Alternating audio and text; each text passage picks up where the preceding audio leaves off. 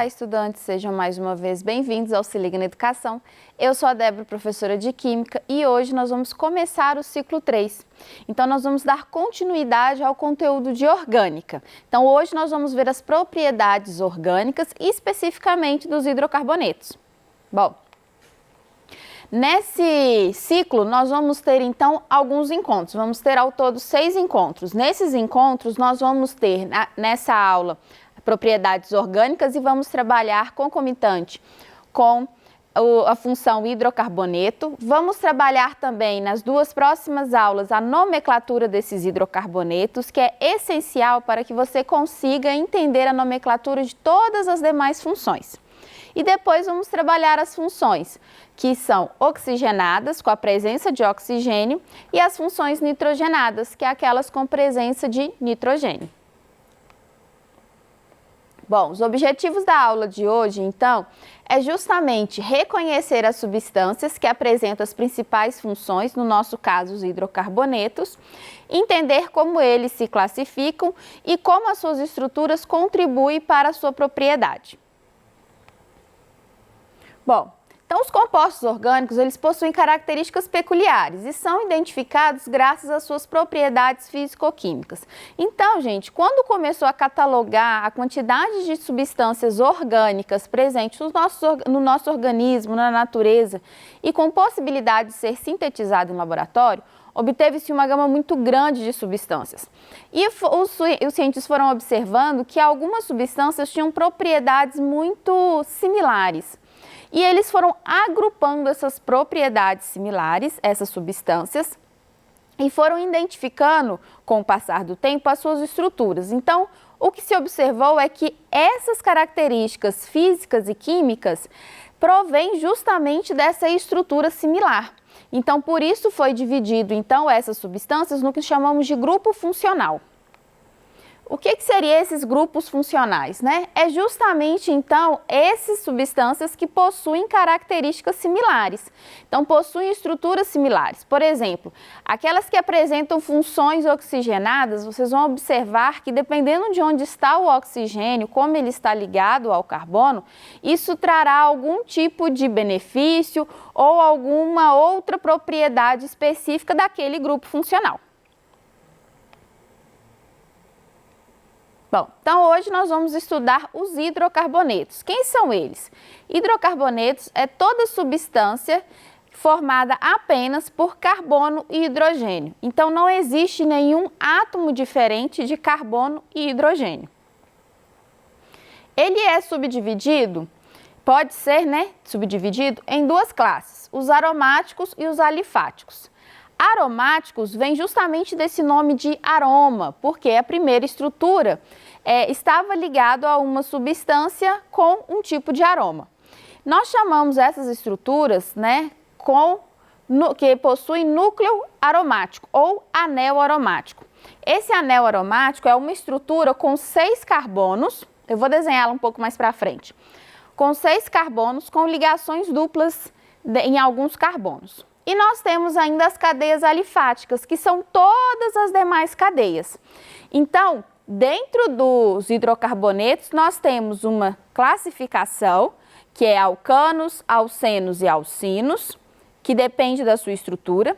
Mas mesmo essas substâncias dentro dessa classificação, poderia ainda fazer uma outra divisão, que é todos aqueles que são aromáticos e todos aqueles que não são, que são chamados de alifáticos. Bom, então como eu disse, existem então uma classificação entre os hidrocarbonetos. São eles os alcanos, quando apresentam apenas ligações simples entre carbonos. Alcenos, quando apresenta ligações duplas entre carbonos. E alcinos, quando apresenta ligações triplas entre carbonos. Vamos falar um pouquinho dos alcanos. Todas essas classes, alcanos, alcenos e alcinos, eles praticamente todos são derivados de petróleo. Então, são substâncias que são derivados ali daquela mistura que nós chamamos de petróleo. Então, o alcano, por exemplo, é quando eu tenho uma cadeia saturada, ou seja, apenas ligações simples entre carbonos. E ele tem de fórmula geral o CnH2n mais 2. O que seria isso? Quando eu tenho uma estrutura onde eu tenho uma quantidade X de carbono, por exemplo, vamos imaginar que eu tenho aqui 4 carbonos. Se eu tenho 4 carbonos, quantos hidrogênios eu vou ter? Sem precisar olhar na estrutura, se eu souber que é um hidrocarboneto do tipo alcano, eu sei que ele vai ter 10, que é o dobro de 4 mais 2. Então, através da fórmula geral, eu consigo montar a fórmula molecular de uma forma mais simples e mais rápida. Isso auxilia em alguns exercícios. Bom, os alcanos, eles são muito utilizados também como combustíveis. Nós temos o exemplo também do gás butano. Vamos escrever aqui. Quem que é o gás butano? Ele tem 4 carbonos ligados a hidrogênio apenas. Como eu disse, hidrocarboneto só tem carbono e hidrogênio. Ele é um gás encontrado nos bolsões de petróleo e ele é utilizado como combustível também. Essa substância, observe que eu só tenho ligação o quê? Simples entre carbonos. Logo, ele se trata de um alcano. Por que a maioria das substâncias alcanas, eles são usados como combustível? Porque eles reagem facilmente com o oxigênio, gerando, então, energia para o meio. Então, quando eu tenho, por exemplo, o gás metano, quando ele entra em contato com o oxigênio, então acontece a combustão, liberando CO2 para o meio ambiente, água e energia. Esse gás metano, ele é muito conhecido como gás do lixo, né? Que nos grandes lixões sempre tem ali aquele gás, né? Que é emitido pela degradação da matéria orgânica, que é justamente o metano. E nós temos ainda os cicloalcanos, que são os alcanos em forma de ciclo. Por exemplo, fazendo ele na forma de linha, ele vai apresentar uma figura geométrica. Então, quando eu tenho uma estrutura formando uma figura geométrica onde não há a presença de insaturação, nem dupla nem tripla ligação, ele é chamado de cicloalcano. Bom, seguindo então, pela lógica, nós temos os alcenos. Os alcenos, então, são as cadeias de hidrocarboneto que possuem insaturação dupla. E aqui nós vamos ter a fórmula geral diferente. O hidrogênio, ele é o dobro do número de carbonos. Então, se você sabe a quantidade de carbonos e possui uma insaturação, eu só preciso fazer o dobro do número de carbonos. Os alcenos são mais reativos do que os alcanos, justamente por possuir uma ligação a mais. Essa ligação a mais entre carbonos, ela é mais frágil, portanto, mais fácil de ser quebrada. Essa ligação, então, ela é rompida, reagindo, então, com outras substâncias. Por isso, nós dizemos que elas são mais reativas. Nós temos duas observações. Quando eu tenho uma estrutura que possui duas duplas ligações, por exemplo, essa situação aqui, ó. Eu tenho uma dupla entre carbono e depois uma outra dupla entre carbono. Não vou desenhar os hidrogênios, não. Vamos só focar nos carbonos. Quando eu tenho a presença de duas duplas ligações dentro de uma estrutura, nós chamamos eles de alcadienos. Então, alcadienos é quando eu tenho um alceno que possui duas duplas ligações. Se houver 3, se houver 4, ele é um alceno. Tem nomenclatura especial, mas nós não vamos focar isso no PET de vocês. Então, o que vocês precisam saber? Alcenos, sempre que houver dupla ligação. Pode ser 1, 2, 3, quantas for. Se houver duas insaturações duplas, nós temos um nome especial chamado de alcadieno. E nós temos ainda os cicloalcenos. E os aromáticos, eles entram nessa classificação aqui. O que seria um anel aromático? Como eu disse, são 6 carbonos que possuem dupla ligação e ligação simples, porém essas ligações elas são intercaladas. Então, dupla, simples, dupla, simples, dupla, simples, certo? Isso é um anel aromático. Então, ele é um tipo de cicloalceno. Outro tipo de cicloalceno que existe. Observe que é uma estrutura que contém 5 carbonos e possui uma única dupla ligação. Também se trata de um cicloalceno. Forma uma figura geométrica e possui uma insaturação, ok? Então, diferente dos alcanos, onde eu vou ter uma estrutura só geométrica, aqui, além de ser uma figura geométrica, eu vou ter, então, a presença da dupla ligação. E, por último, nós temos ainda os alcinos, que é justamente aquelas substâncias que possuem 3 ligações entre carbonos. O alcino, normalmente, ele não possui cheiro, né? Não possui cor. E uma substância muito conhecida dele é o gás etino, que é justamente o gás usado como matéria-prima para fazer borracha. E também é um gás que é muito usado em maçarico, por exemplo, em controle de qualidade, quando vai fazer algum tipo de soldagem que precisa de usar maçarico. Normalmente o gás utilizado para queima é o gás etino. Bom, vimos então a classificação. Agora vamos passar então para as propriedades. Nós vamos focar em algumas. A polaridade, a agregação, o estado de agregação da matéria e as temperaturas de ebulição e fusão. Bom, então o que é polaridade? Polaridade tem a ver justamente com carga. Então, se uma substância ela é polar, aquela substância precisa ter uma carga residual. Os hidrocarbonetos, independente de terem ligações duplas ou triplas entre carbonos, todos eles são apolares, ou seja, não possuem carga. Por quê? Vamos observar essa estrutura aqui de um alcano. Eu tenho aqui ligação entre carbono-carbono e ligação entre hidrogênio-carbono. Ligação entre iguais não possui carga, porque são os mesmos elementos. Agora, entre carbono e hidrogênio, o carbono ele é mais eletronegativo. Logo, ele vai atrair os elétrons para si. Isso em todas as ligações com o hidrogênio. Então, eu tenho essa setinha representando a atração que os elétrons têm em relação ao carbono. Observe que isso daqui vai se transformar numa soma vetorial. Vocês aprenderam isso em física.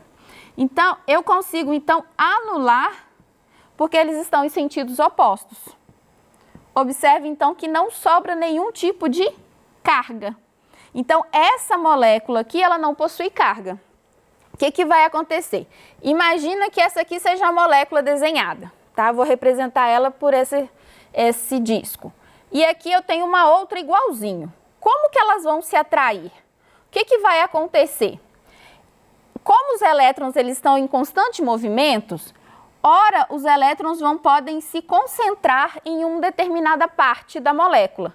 Isso vai fazer com que a molécula de baixo vá repelir os elétrons, causando então aqui uma atração eletrostática por indução. Por isso que nós chamamos ele de dipolo induzido. Então, todos os hidrocarbonetos, eles são atraídos entre si, entre as moléculas, por indução. Bom, estado de agregação. O que quer dizer isso? Quer dizer o estado físico da matéria. Então, de forma geral, quando nós temos substâncias que possuem a mesma temperatura e estão sobre a mesma pressão, quanto maior a quantidade de carbonos, maior vai ser a força e a atração que vai acontecer entre as moléculas. Então, pensa o seguinte, eu tenho uma molécula pequena que vai atrair outra molécula pequena. Aquela atração tem uma força. Se eu tenho uma molécula muito grande que vai atrair outra molécula muito grande, então observe que essa força ela vai aumentar. Por quê? Porque eu tenho essa atração maior com quantidades de carbonos maiores. Então, quanto maior a quantidade de carbono, mais sólido ele se torna. Então, de forma geral, o que a gente fala? De 1 a 4 carbonos, eles estão no estado gasoso. De 5 a 17, eles estariam no estado líquido. E maior do que 17, estariam no estado sólido. Observe, por exemplo, nós temos hidrocarbonetos, tanto na manteiga quanto no óleo. Mas observe que o óleo se você deixar ele dentro da geladeira, ele não se solidifica. Ao contrário da manteiga. A manteiga, se você deixar ela na geladeira, ela vai se solidificar. Por quê? Por causa justamente essa diferença de quantidade de carbonos dentro dessas substâncias, dentro desses alimentos. Bom, e a temperatura de ebulição? Segue-se a mesma lógica, porém a gente tem que fazer duas análises. Uma, quando eu tenho a mesma quantidade de carbonos nas duas substâncias, porém as estruturas são diferentes. Aquela que for mais linear, ela vai ter uma força de atração maior, portanto, terá maior temperatura de ebulição e fusão. Nós vamos fazer isso, praticar isso em uma das atividades. E quando eu tenho substâncias com quantidades de carbonos diferentes, quanto maior a quantidade de carbonos, maior vai ser a temperatura de fusão e ebulição, ok? Vamos tentar praticar então? Então vamos lá. Então aqui, semana 1, atividade 2. Isso está lá no PET de vocês.